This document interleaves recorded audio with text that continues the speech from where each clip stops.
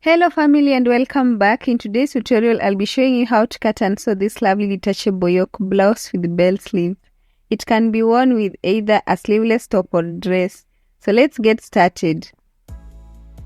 So guys, here are the measurements needed for the blouse, and to begin I have this nice African print fabric which is enough for both the front and the back parts. It's folded into two with the wrong side. So first I'm going to divide it into two equal parts on the folded area, meaning one will be for the front, then the other for the back part. And so here is the back, on which I'll draw a vertical line 1.5 inches away from the edge. And this is for the zipper allowance or the center back. Next I'll align the center front with the line on the back piece like this to begin rafting. And I'll use the top edge for shoulder line. With that, I'll now take shoulder line to bust line measurement at 10 inches. Then square out a straight line passing through that point. And I'm going to label it as the BL, meaning the bust line. From there guys, I'll mark half my shoulder measurement on the shoulder line, which is 6.5 inches. I've added 0.5 inches stitching allowance on it. And on that mark, I'll measure 0.5 inches down for the shoulder slope. And note this time it's not 1 inch because I'm working on the actual fabric. And I'll draw a line from that mark like that. Now I'm going to measure the neck depth at 2.5 inches. Then the neck width at 3 inches starting from the center front. I'll use a curve ruler now to draw the neck curve on this front piece. Again, I'll measure 1 inch as neck depth for the back part. Then we'll use a curve ruler to connect it to the front neck width, which was 3 inches. After that, I want to join this line with a vertical line to the chest line, which I haven't drawn yet. And to get that, take the bust circumference, divide it by 6 plus 1.5 inches. Mine is at 7.5 inches from the shoulder slope. I'll put a mark there and draw a horizontal line on it, then label it as CL, meaning chest line or armhole depth. And on that same line, I'm now measuring 7 inches I measured on the shoulder line, and we'll connect it to this upper mark with a line. From there, I want to draw the armhole curve, and first I'll measure armhole depth midpoint. Go in by 0.5 inches at that exact point. And then measure quarter of my bust circumference on the chest line. That's the bust measurement divided by 4. So now I'll connect these 3 points with a curve using a curve ruler. You can do that freehand as long as your curve passes through these 3 marks. Next step is to measure quarter of the bust circumference again on the bust line. In my case, it's 8.5 inches. And then I'll add 1.5 inches for stitching allowance. I'll also add that 1.5 inches on the chest line. Then draw the outline like this. That 1.5 inches allowance is enough since I'll use 0.5 inches to stitch the lining to the fabric, then the remaining 1 inch for stitching. After I'm done with all that, I'll go ahead now to cut along the outline. But first I'll start with the neckline for both the front and the back parts, then continue with the outline after I'm done. Since the back armhole is not supposed to take this shape on the front part, I'll not cut it using the front curve. I'll have it cut out along the first line, and this is how that can be achieved. Cut them together along the first line, then hold the front separately to cut along the second line as I'm doing. And we'll finish up by cutting the shoulder slope for both the two. Then also divide the back pieces from the folded area. And yeah, here are the 2 back pieces and the front as well. So now I'll put these 2 aside and work on the front, which is to have a keyhole-like shape on this part. And to do that, I'll measure 0.5 inches for the neckline stitching allowance.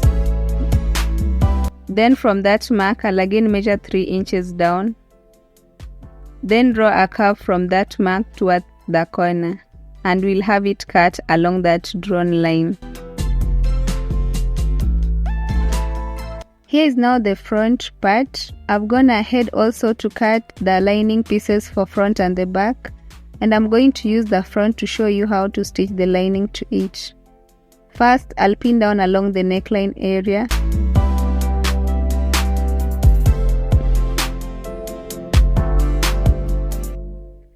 And then after that, I'll stitch on the pinned area, then use a scissor to notch from this end to the other. And we'll flip the lining this way. Make sure the allowance is lying towards the lining, and then we'll top stitch on the lining. This will enable easy folding of the lining without it showing on the fabric's right side.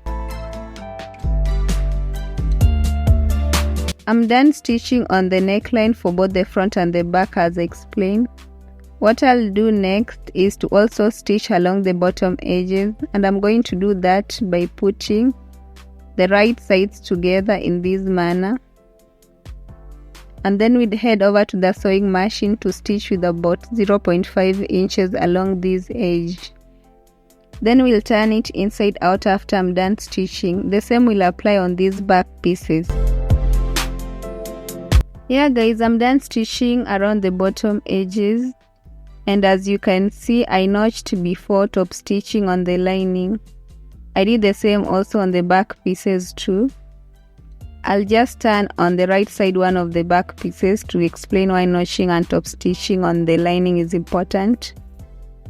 It makes the lining lay flat and doesn't show up on the fabric's right side. I'm now going to head over to the sewing machine to again stitch on the sides with about 0.5 inches that was left when drafting. On these back pieces, I'll first stitch along the center backs with about 0.5 inches, then the side with the same measurement. I'm done stitching and I've ironed them. From there, I'll bring back the back pieces right sides together, and then we'll put the front on top of them. This is to know the exact center back, and I'm making sure everything is well aligned first. And I'll now draw a line to where the center front ends. Here is where I'll fix my zipper, but first I'll measure about 0.25 inches. Using 0.5 inches is still okay. Then we'll draw another line joining it to the top. This is because the back is not that straight. After I'm done with all that, I'll stitch this golden zipper on the center backs. Make sure you go for a zipper that can be unzipped fully like mine. It will make wearing of the top easier.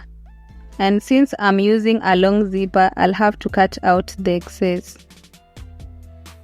I've stitched the zipper at the center back pieces. And so now, like I said, I'm now going to cut out the excess.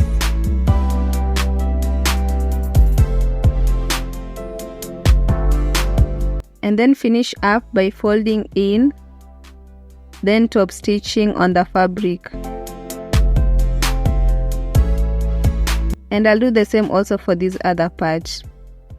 Here is it after I was done stitching. I'm now going to match the right sides together to stitch the shoulders. And this is how to neatly do that. I'll use one of the linings to cover up everything else, and then I'll head over to the sewing machine to stitch around this area. Moving forward, I now want to fix the sleeves on the armholes. And first I measured the total armhole length, which I found to be 17 inches on both sides. And I've drafted the sleeves off camera. It's basically an exaggerated long sleeve, which is dome in shape at the bottom and also wide at the round bottom than usual. And I'll now double hem at the bottom edge, and then we'll stitch on the sides after measuring 17 inches for the armhole. I'm done stitching the sides of the sleeves, and I'll now turn one of the sleeves to the right sides in order to show you how to stitch it to the armhole of the top. I'm going to first notch at the folded part, then match the seams right sides together, and from there I'll pin starting from the armpit area all the way to the other end. While pinning, I'll also make sure that the notch is aligned to the shoulder joint. Then we'll stitch all round, and we'll do the same for the other sleeve. Here is the final look after attaching both sleeves to the armholes. Kindly don't forget to subscribe, like and leave a comment. Let's meet in our next tutorial.